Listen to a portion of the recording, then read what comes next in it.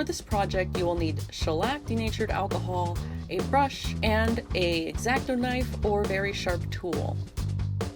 You will use the denatured alcohol to ensure that your brush stays in better shape after using the shellac with it, because shellac will just bond to that brush and stay on there forever. Here I am applying the shellac onto my piece and making sure that it's evenly spread in a thin layer. You do not want to get really goopy with this stuff, because when you make your lines, it will be more inclined to try and peel off in large swatches.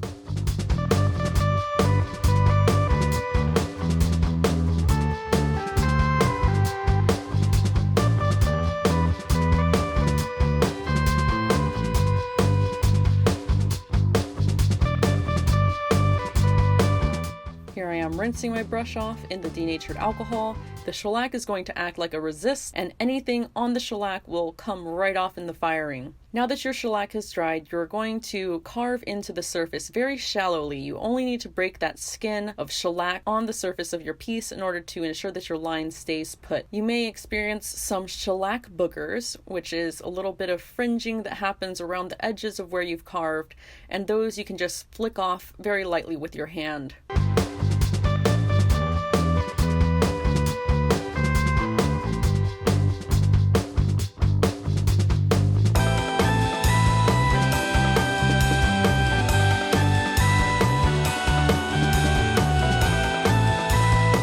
Next, you're going to get black underglaze, or any underglaze color of your choice. I personally like black, and fill in that line work you just applied to your piece. Dabbing with the sideways motion, I have found, is the best way of ensuring that your underglaze is really packed in there. Don't worry about being messy. The excess underglaze will be wiped away later with the sponge. Right now, you just want to focus on making sure that line work is really intact with as much glaze as possible.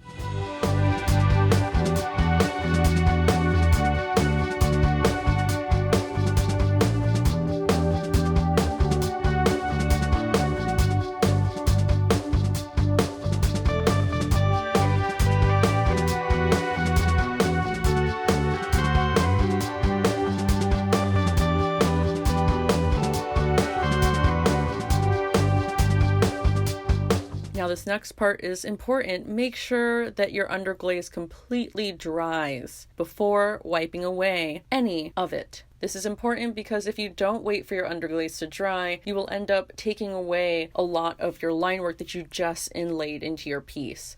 So now I'm going to take a sponge that is clean and dry, add a little bit of water, and gently wipe away the excess from the surface. Do not worry if you leave a bit of black smudging on your piece. The shellac will peel away during the firing, and you'll be left with only your black line work.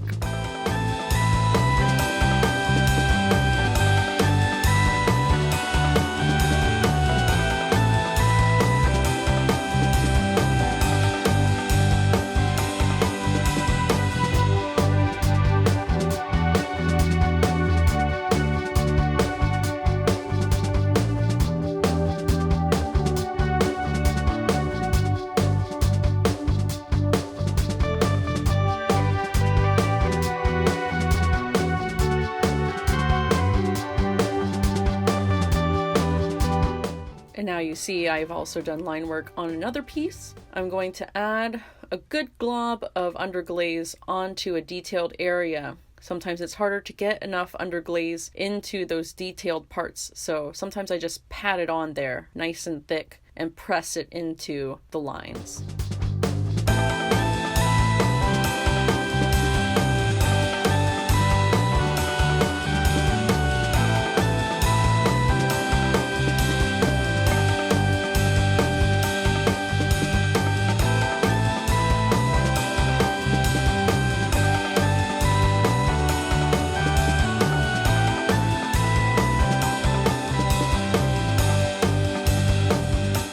And you'll see with this piece, there are some little spots that are still a little bit wet with underglaze, but I'm not really concerned about them because they're not where I have any line work, so those are just going to get wiped right off.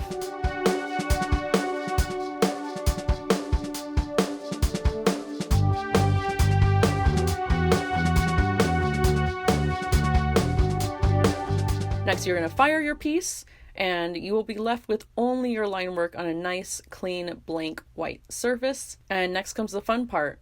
You get to color in all of that work you just did with underglaze if you'd like, or something else. You could use stains, as long as it's low fire, because remember, the underglaze you just used is also low fire. Make sure that you apply 3 coats if you really want that vibrant surface, and have fun.